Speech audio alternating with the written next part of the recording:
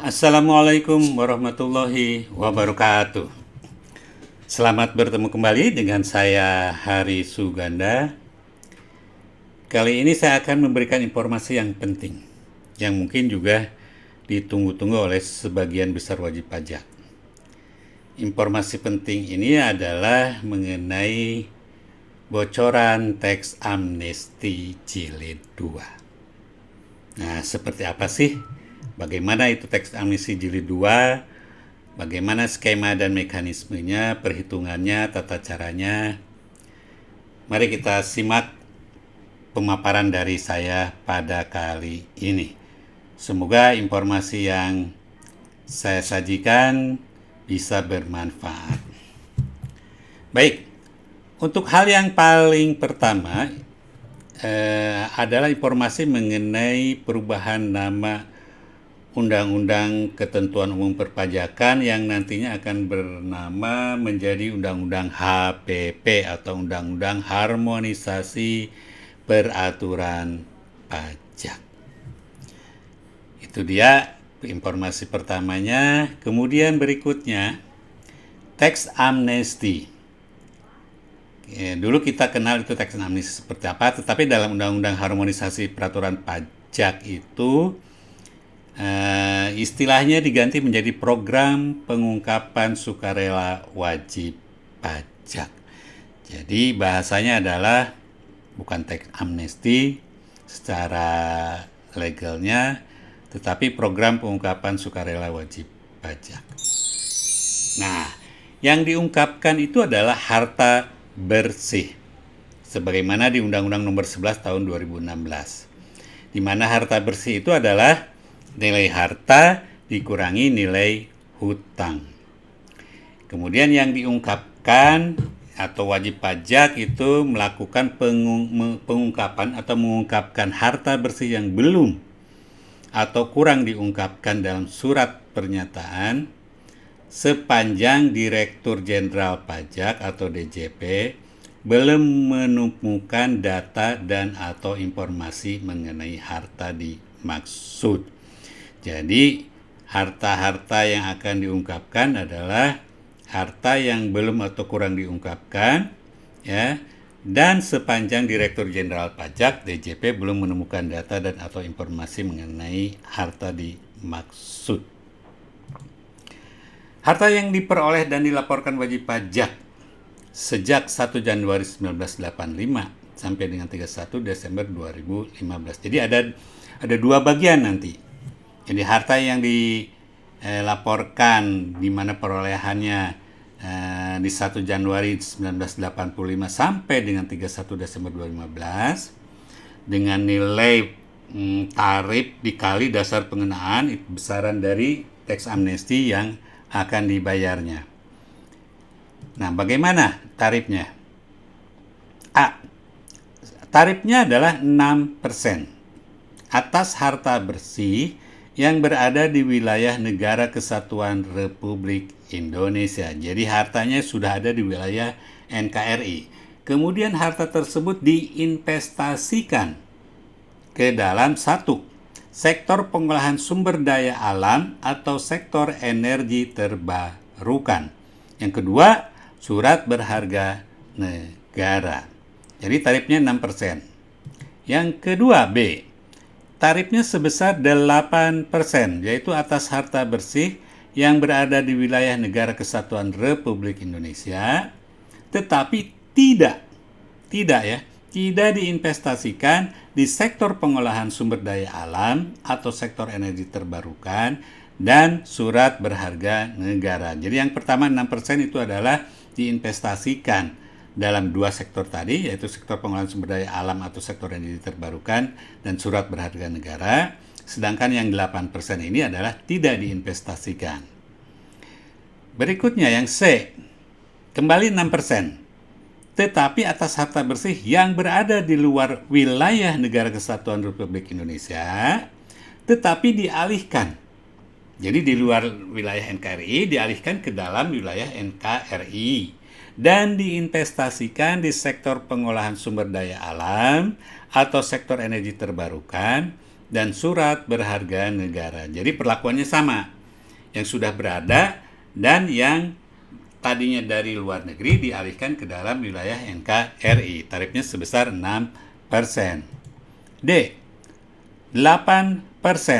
Kembali, atas harta bersih yang berada di luar wilayah negara kesatuan Republik Indonesia dan kemudian dialihkan ke dalam wilayah NKRI, tetapi tidak diinvestasikan di sektor pengolahan sumber daya alam atau sektor energi terbarukan dan surat berharga negara. E. Sebesar 11%, yaitu atas harta bersih yang berada di luar wilayah negara kesatuan Republik Indonesia dan tidak dialihkan ke dalam wilayah NKRI. Jadi harta bersihnya tetap berada di luar negeri, ya, tidak dialihkan, tetapi dilaporkan. Dan tarifnya adalah sebesar 11%. Nah, bagaimana ketentuan pedoman penilaian hartanya? Yang pertama, sebesar nilai nominal untuk harta berupa kas atau setara kas. Yang kedua, NJOP, nilai jual objek pajak untuk tanah dan bangunan. Dan nilai jual kendaraan bermotor, jadi nilai jual ya, bukan nilai perolehan, nilai jual kendaraan bermotor untuk kendaraan bermotor. Yang ketiga, nilai yang dipublikasikan oleh PT Aneka Tambang Tbk untuk emas dan perak. Untuk emas dan perak, yaitu dasarnya adalah nilai yang dipublikasikan oleh PT Aneka Tambang Tbk. Yang keempat, nilai yang dipublikasikan oleh PT Bursa Efek Indonesia untuk saham dan warrant yang diperjualbelikan di PT Bursa Efek Indonesia. Dan yang kelima adalah nilai yang dipublikasikan oleh PT Penilai Harga Efek Indonesia untuk surat berharga negara dan efek bersifat utang dan atau sukuk yang diterbitkan oleh perusahaan. Jadi diterbitkannya oleh perusahaan, bukan oleh negara. Itu ketentuan untuk pedoman nilai harta. Nah, bagaimana untuk harta bersih yang diperoleh 1 Januari 2016 sampai dengan 31 Desember 2020? Kembali mekanismenya adalah tarif dikali dasar pengenaan pajak. A. Sebesar 12% atas harta bersih yang berada di wilayah negara kesatuan Republik Indonesia dan diinvestasikan di sektor pengolahan sumber daya alam atau sektor energi terbarukan dan surat berharga negara. Jadi 12%. Kalau yang periode 1985-2015 itu adalah 6%, sedangkan yang periode 2016-2020 adalah 12%, 2 kali lipatnya. B.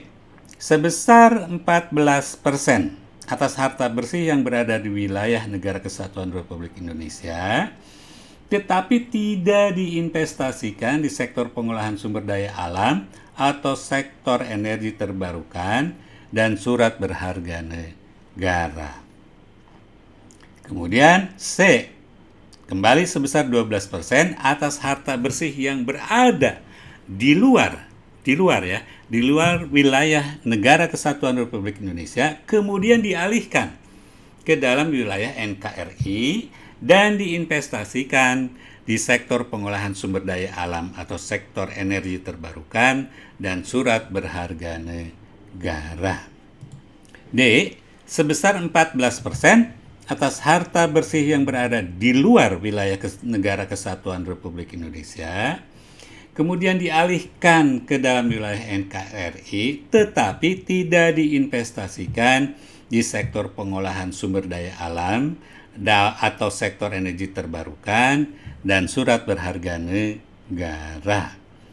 Kemudian E. Sebesar 18% atas harta bersih yang berada di luar wilayah negara kesatuan Republik Indonesia dan tidak dialihkan ke dalam wilayah negara kesatuan Republik Indonesia.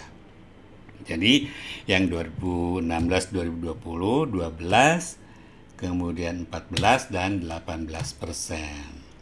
Sedangkan yang 1985 sampai 2015 yaitu 6, 8 dan 11.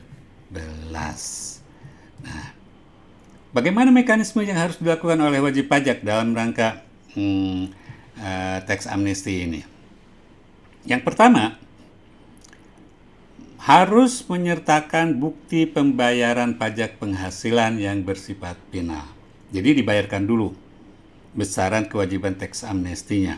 Kemudian yang kedua adalah membuat daftar rincian harta beserta informasi kepemilikan harta yang dilaporkannya. Yang ketiga, daftar utang. Yang keempat, pernyataan mengalihkan harta bersih ke dalam wilayah NKRI. Yang kelima, pernyataan akan menginvestasikan harta bersih pada kegiatan usaha sektor pengolahan sumber daya alam atau sektor energi terbarukan di wilayah Negara Kesatuan Republik Indonesia dan atau surat berharga negara. Nah, itulah mekanismenya. Nah, kemudian setelah itu wajib pajak akan mendapatkan surat bukti tax amnesty, di mana wajib pajak yang telah memperoleh surat keterangan ya itu tidak dikenai sanksi administratif pasal 18 ayat 3 Undang-Undang Nomor 11 Tahun 2016 tentang pengampunan pajak. Jadi tidak ada sanksi administratif. Kemudian WP yang telah memperoleh surat keterangan tax amnesty juga data-datanya itu tidak boleh sebagai dasar penyidikan, dan atau penuntutan pidana pada wajib pajak. Di mana ini nanti diatur di pasal 6 bab 5 tentang program pengungkapan sukarela wajib pajak dalam Undang-Undang Harmonisasi Peraturan Perpajakan. Baik, saya kira itu. Semoga bermanfaat dan silahkan siap-siap segera inventarisir aset-aset apa aja yang akan dilaporkan, kemudian lakukan perhitungannya secara baik dan laporkan. Mudah-mudahan kita semua bisa menjalankan tax amnesty jilid 2 ini dengan baik dan kita support negara untuk membangun pembangunan di seluruh Indonesia yang sekarang ini kita perlukan. Baik, terima kasih. Wassalamualaikum warahmatullahi wabarakatuh.